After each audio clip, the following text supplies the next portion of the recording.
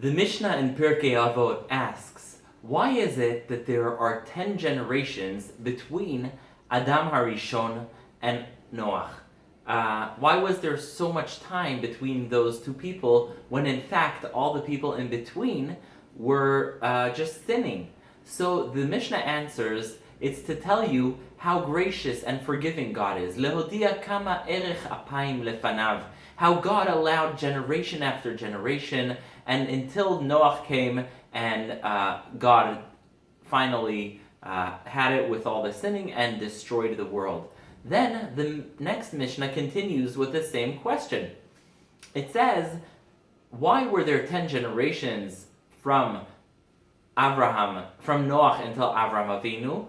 Leodia kama erech apayim lefanav. Also to tell you how gracious and forgiving God is, because kol adorot mi Adam ad Noach machisimu baim. Kol adorot mi Noach ad Avraham machisimu baim. Everyone was angering God ad sheba Avraham benatal schar kulam, until Avraham Avinu came and he took the reward of everyone, and the world had hope. Now the question is, why do you need two things to teach you the same lesson? The Mishnah says that there are 10 generations from Adam until Noach to teach you how forgiving and how kind and benevolent God is, and then it basically repeats itself. It copies and pastes the same Mishnah, and it says how many generations, why are there so many generations from Noach until Avraham? Also to teach you how forgiving God is and how he waits until the point where he gives up. And so you see how God was benevolent and waited until Avraham Avinu. Why two identical Mishnahs teaching us the same thing? There's a beautiful explanation I heard from Rabbi Aaron Schachter, the Rosh Yeshiva of Yeshiva Rabbi Chaim Berlin in Brooklyn, and he explained as follows. There are times when someone does something to you, and you give them another chance, even though they disappointed you. You give them another chance. Sometimes you give them a second chance. Sometimes you even give them a third chance. So that's the story from Adam until Noach. God created humanity, created mankind, and again and again and again, disappointment after disappointment after disappointment, and yet God let it go on until eventually came the time of the flood, the Mabul. That is to teach us the power and the need to give people second chances even though they disappoint you. You've invested in someone, you've shown faith, you really trusted them, and yet they disappoint you. Don't give up immediately. Give them another chance. Give them another chance. Give them another chance. That is the lesson the Mishnah learns from the generations from Adam until Noach.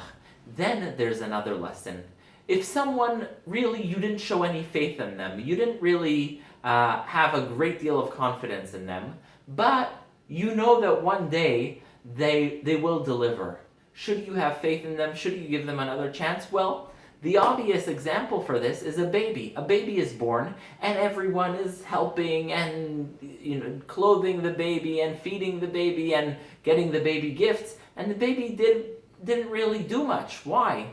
And the answer is a lot of times because there's a belief that one day the baby's going to grow up, and it's out of that belief that eventually this kid is going to grow up. So even if the kid is naughty and causes trouble, and again, and the parents are called into the school, and they get phone calls from the neighbors, it doesn't matter. They know that one day, they have faith that one day this child is going to be worth all of that. And that's the lesson of the generations from Noach until Avraham. God says, I know humanity, you guys really didn't do a lot to deserve my faith. I've seen what you guys did before the Mabul, before Noach. However, I do think that one day something terrific is going to happen. And that's a lesson for us in our lives, to be kind and patient on both levels. One is if someone we believe in disappoints us, give that person another chance, and maybe another chance, and maybe another chance. That's the lesson of Adam until Noach. But then, if you see someone and they do something silly, take a look. Maybe you think that down the line in the future, they're going to be worth your investment and all of this pain, and give them another chance and another chance and another chance until they get there. Thank you.